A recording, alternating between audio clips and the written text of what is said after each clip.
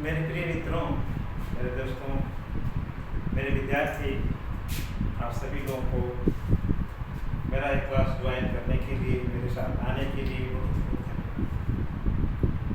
आज का मेरा टॉपिक है इंट्रोडक्शन टू ट्रिगोनोमेट्री। ट्रिगोनोमेट्री का परिचय।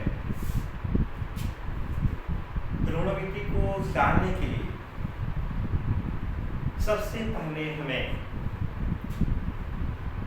Right angle triangle, that means समकोण त्रिभुज के बारे में जानना बहुत जरूरी है। यदि आप समकोण त्रिभुज के बारे में सबसे पहले जानेंगे तो आप त्रिकोणमिति को समझ सकते। तो आप सभी को सबसे पहले मैं राइट एंगल ट्रायंगल के बारे में बताऊंगा। समकोण त्रिभुज क्या है, कैसे उसको हम जानते हैं कि समकोण त्रिभुज। ट्रायंगल तो आप जानते हैं, त्रिभुज के बारे में जानते हैं। वह क्लोज एरिया जिसमें 3 साइड्स यानी 3 भुजाओं से घिरीबंद आकृति को त्रिभुज कहा जाता है।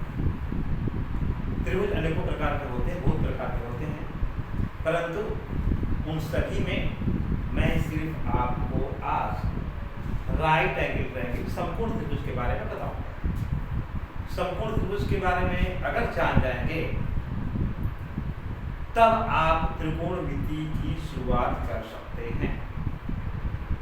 अगर त्रिकोणमिति की शुरुआत करनी है तो सबसे पहले हमको त्रिकोणमिति की शुरू करने से पहले राइट एंगल ट्रायंगल मतलब समकोण त्रिभुज के बारे में जानना जरूरी है। तो समकोण त्रिभुज दोस्तों वह त्रिभुज है जिस त्रिभुज का एक कोण 90 डिग्री का होता है। The triangle has one angle is 90 degree. The triangle has one angle is 90 degree. That means वह त्रिभुज जिसका एक कोण 90 डिग्री का होता है उसे समकोण त्रिभुज कहा जाता है। ये कोण 90 डिग्री का है। यह जो हम त्रिभुज का नाम दे रहे हैं ABC, इस त्रिभुज में एंगल B यानी कोण B का जो मान है 90 डिग्री है। तो जिस त्रिभुज में एक कोण का मान 90 डिग्री होता है, जिस त्रिभुज का एक कोण का मान 90 डिग्री है, उस त्रिभुज को हम लोग समकोण त्रिभुज कहते हैं। समकोण त्रिभुज में जो कोण 90 डिग्री का है, जो कोण आपको 90 डिग्री का दिखाई दे रहा है, उसके सामने की जो साइड होता है, उसके सामने की जो भुजा होता है, उसको हम लोग कर्ण कहते हैं। उसको हम लोग क्या कहते हैं? कर्ण। समझी बात है?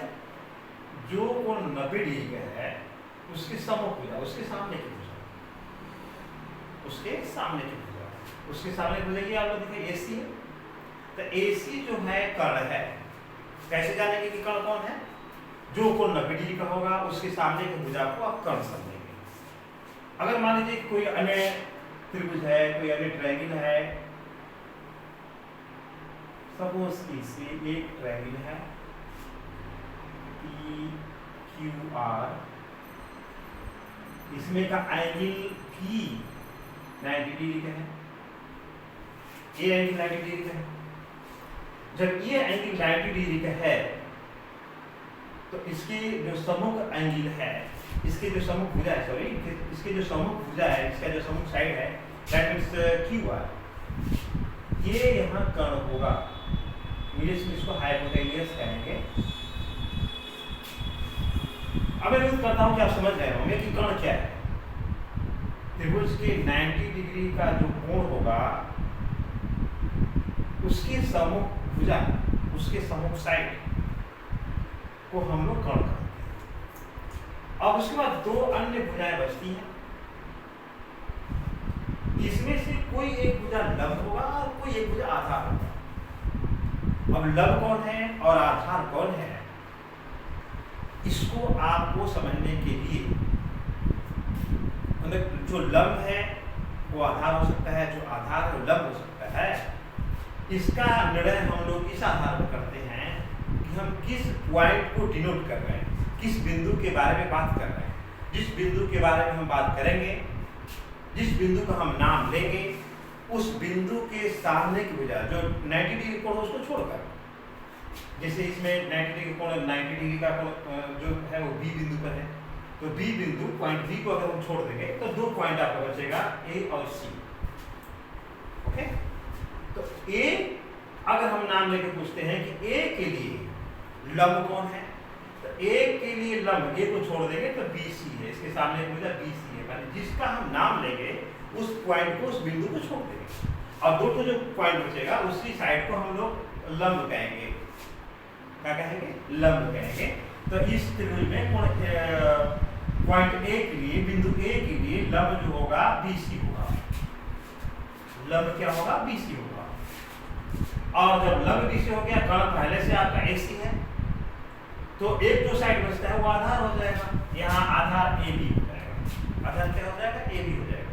परंतु जब हम पॉइंट चेंज कर देंगे, पॉइंट को बदल देंगे, जब हम C के लिए बात कर रहे हैं, अगर पॉइंट C के लिए बात करेंगे तो पॉइंट C के लिए आपका लंब जो होगा AB होगा। पॉइंट C कहेंगे तो C को छोड़ देंगे, पॉइंट C कहेंगे तो C को छोड़ देंगे।